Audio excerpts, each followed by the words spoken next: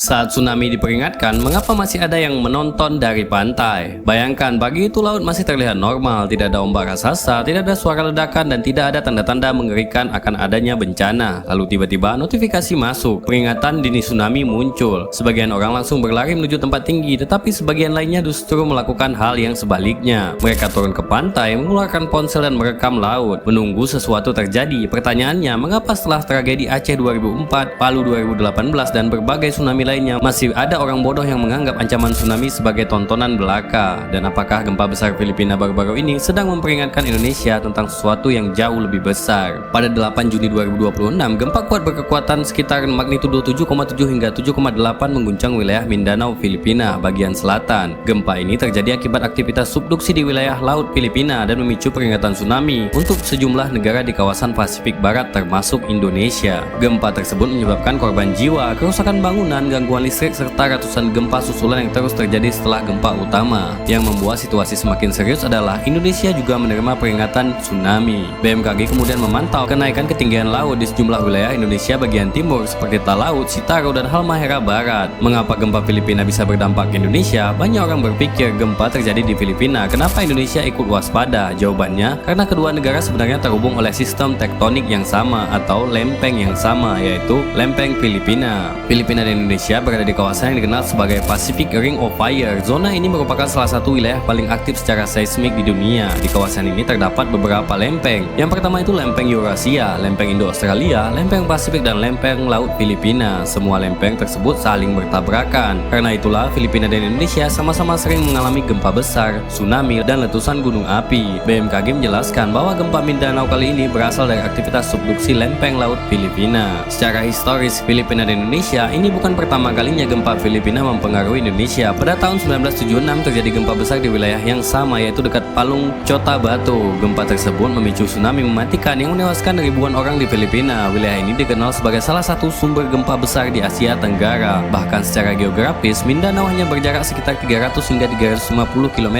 dari wilayah Indonesia. Yang paling dekat yaitu Kepulauan Talaut dan Sulawesi Utara. Artinya, gelombang tsunami yang terbentuk di wilayah ini memang dapat menjalar menuju perairan Indonesia. Dalam gempa tersebut terdapat dua reaksi yang sangat berbeda. Inilah bagian yang paling menarik. Ketika peringatan tsunami dikeluarkan, masyarakat menunjukkan dua perilaku yang bertolak belakang, khususnya mereka yang ada di Indonesia. Kelompok pertama yaitu mereka langsung meninggalkan pantai, menuju daratan tinggi, dan mengikuti arahan petugas. Kelompok ini memahami satu prinsip penting. Peringatan tsunami walaupun itu setinggi 40 cm, 30 cm, maupun 10 cm bukan untuk diperdebatkan. Peringatan tsunami adalah waktu untuk bergerak menyelamatkan diri ke tempat yang lebih tinggi. Tapi anehnya muncul kelompok kedua, kelompok yang otaknya bahkan lebih kecil daripada semut. Mereka justru berkumpul di pantai, menunggu ombak datang, merekam video, dan membuat siaran live. Fenomena ini tidak hanya terjadi kali ini. Hal serupa pernah terjadi pada kejadian tsunami, yaitu di Aceh, di Palu, di Banten, di Chili, bahkan di negara maju seperti Jepang. Bahkan negara semaju Jepang, otak manusianya bahkan bisa terbagi dua, mana yang ke kanan dan mana yang ke kiri. Bahkan berbagai video di media sosial memperlihatkan orang-orang yang mendekati pantai setelah peringatan tsunami keluar. Padahal justru saat itulah risiko terbesar sedang terjadi. Pertanyaan besar muncul, mengapa orang meremehkan tsunami? Ada istilah dalam psikologi kebencanaan yaitu normalcy bias, atau kecenderungan manusia untuk percaya bahwa karena belum terjadi apa-apa berarti tidak akan terjadi apa-apa. Orang belum berlari menyelamatkan diri, kenapa kita harus? Contohnya, laut terlihat tenang, tidak ada ombak besar, maka otak menganggap situasi aman, padahal tsunami sering datang beberapa puluh menit hingga beberapa jam setelah gempa besar terjadi, dan gelombang pertama belum tentu yang paling besar. Gelombang-gelombang selanjutnya adalah gelombang yang paling berbahaya, biasanya dengan ketinggian yang luar biasa dan kekuatan yang luar biasa. Tsunami tidak selalu terlihat seperti di film. Banyak orang membayangkan tsunami seperti tembok air setinggi gedung, padahal kenyataannya tidak selalu begitu. Tsunami bisa datang sebagai arus yang sangat kuat, kenaikan muka laut yang sangat cepat, banjir mendadak, dan gelombang yang terus-terusan terjadi atau berulang. Karena itu, gelombang setinggi kurang dari 1 meter pun dapat berbahaya di area pelabuhan, muara, dan kawasan pesisir tertentu.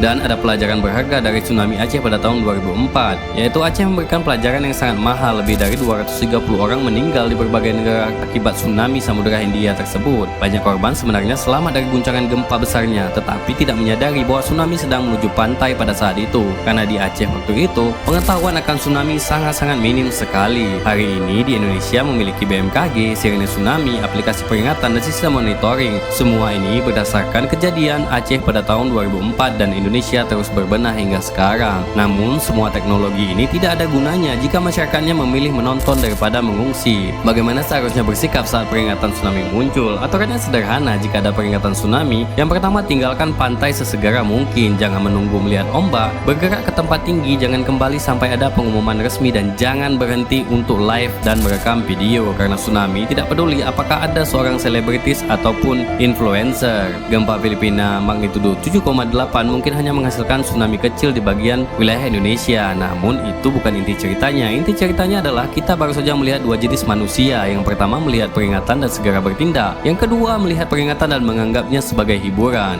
Pertanyaannya sekarang bukan lagi apakah tsunami akan datang, tetapi ketika peringatan berikutnya berbunyi, Anda akan memilih menjadi jenis yang mana. Saya 14, terima kasih.